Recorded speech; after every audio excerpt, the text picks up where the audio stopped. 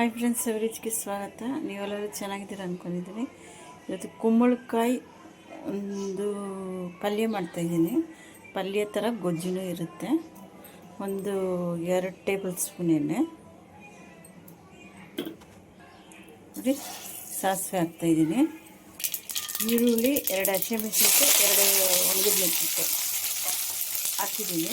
ಕರಿಬೇವು ಜೊತೆಗೆ ಇಷ್ಟು ಹಾಕೊಂಡು ಚೆನ್ನಾಗಿ ಫ್ರೈ ಮಾಡ್ಕೊಳ್ಳೋಣ. ಈ ಟೈಮಲ್ಲಿ ಕುಂಬಳಕಾಯಿ ಹಾಕ್ತಾಯಿದ್ದೀನಿ. ಹಾಕಿ ಒಂದು 2 ನಿಮಿಷ ಫ್ರೈ ಮಾಡ್ಕೊಳ್ಳೋಣ ಚೆನ್ನಾಗಿ. ರುಚಿಗೆ ತಕ್ಕಷ್ಟು ಉಪ್ಪು, ಹಿಂಗಿಸ್ಬೇಕು. 1/4 ಟೀ ಸ್ಪೂನ್ ಧನಿಯಾ ಪುಡಿ, ಸ್ವಲ್ಪ ಅರಿಶಿನ, 1/2 ಟೀ ಸ್ಪೂನ್ ಚಿಲ್ಲಿ ಪೌಡ್ರು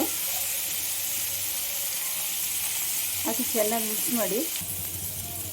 ನೋಡಿ, ಸ್ವಲ್ಪ ನೀರು, ಜಾಸ್ತಿ ಸಾಕಿಷ್ಟು ತಟ್ಟೆ ಹಾಕಿ ಸ್ಲೋ ಮೀಡಿಯಮ್ ಅಲ್ಲೇ ಬೇಯಿಸ್ಕೊಳ್ಳೋಣ. ನೋಡಿ, ರೆಡಿಯಾಗಿದೆ. ಈಗ ಸ್ವಲ್ಪ ತೆಂಗಿನಕಾಯಿ ಹಾಕಬೇಕು, ಕೊತ್ತಂಬರಿ ತೆಂಗಿನಕಾಯಿ. ನೋಡಿ, ತೆಂಗಿನಕಾಯಿ ಹಾಕ್ತಾಯಿದ್ದೀನಿ, ಕೊತ್ತಂಬರಿ ಹಾಕ್ತಾಯಿದ್ದೀನಿ.